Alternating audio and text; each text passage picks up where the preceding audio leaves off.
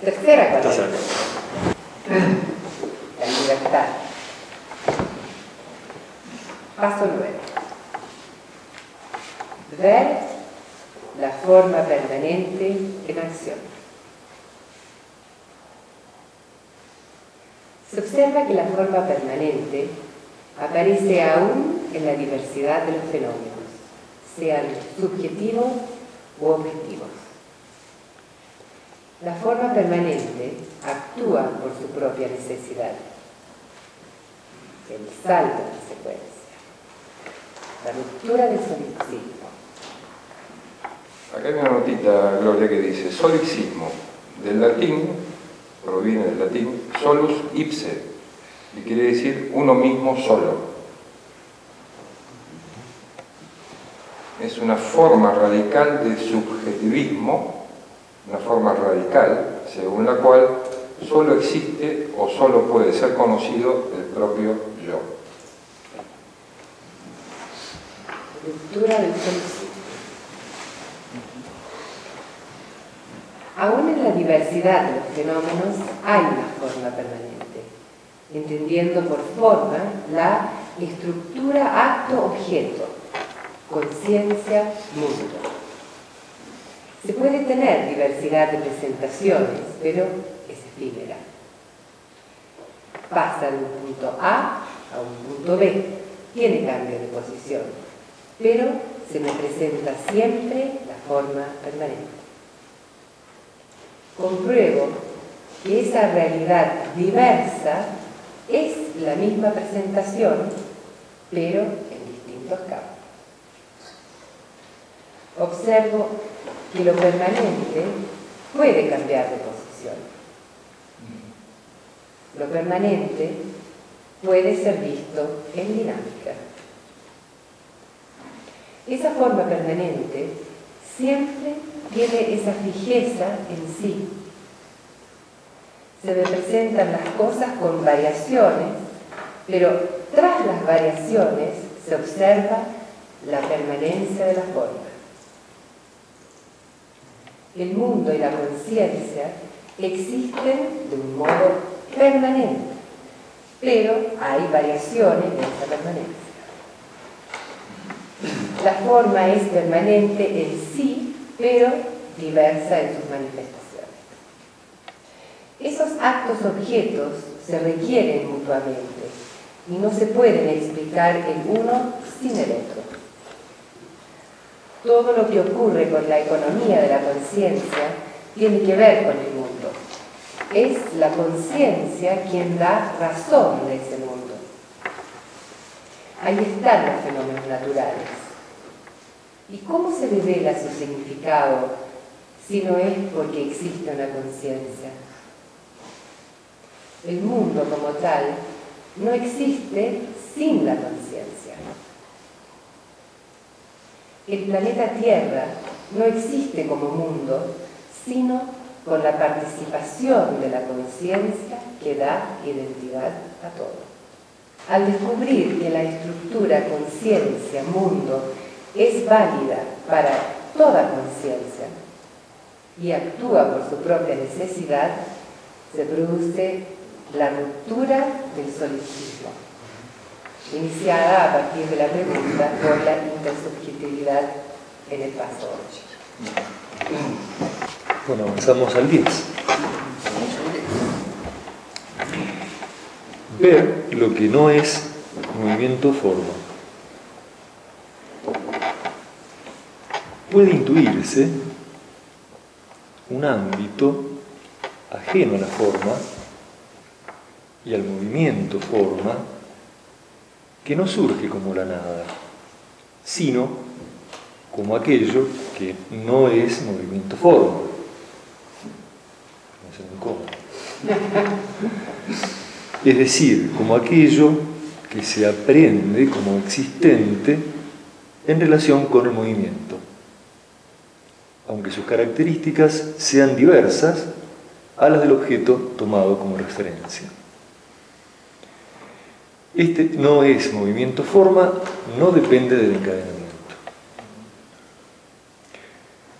Nos movemos en actos estructurales, Nos movemos en actos estructurales.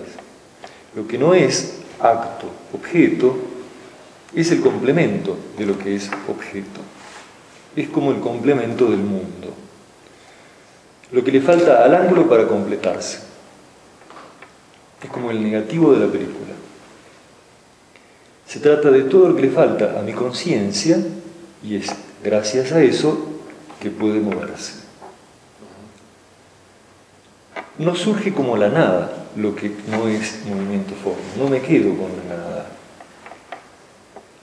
Lo que es eso que no es movimiento-forma que se escapa. No depende del encadenamiento. Así que es posible un no movimiento-forma que no quede encadenado, que tiene mucho de arbitrariedad. O te quedas en el encadenamiento o sales. Y cuando niego el encadenamiento, me encuentro con algo que se escapa de la conciencia, se escapa del encadenamiento de los objetos, del encadenamiento de los paisajes. Algo que no depende de esas determinaciones que hemos venido encontrando.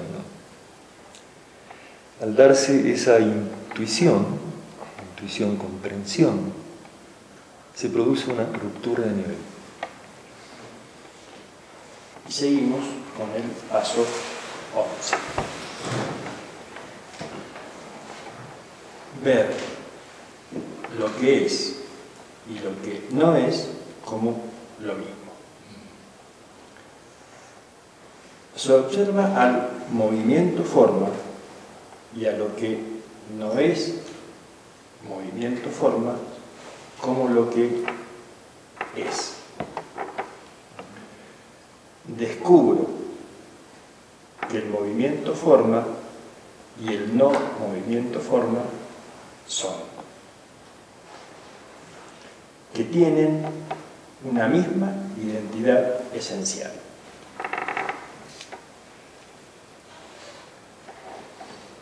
Continuamos con el paso 12, que dice ver en uno y en todo lo mismo. Se observa que el mundo, y por consiguiente uno mismo y cada cosa son, en la raíz, e independientemente de los fenómenos que se perciben, lo mismo.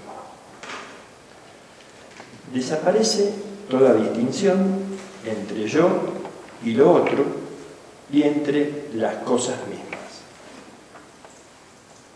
Aquí terminan estas reflexiones extraordinarias, un modo de meditar sobre los encadenamientos de las presentaciones, aquello que aparece ante mí, provenga de afuera o de adentro, sobre los fenómenos de conciencia que, al igual que el pez que no ve el agua, está siempre actuando y rara vez lo podemos observar.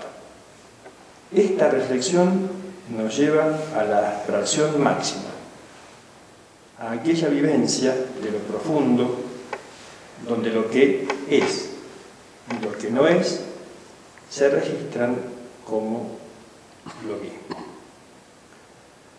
No estamos hablando de una fina reducción teórica, sino de la conciencia que ha trascendido los condicionamientos de origen, los condicionamientos de la especie. Bien, y para cerrar,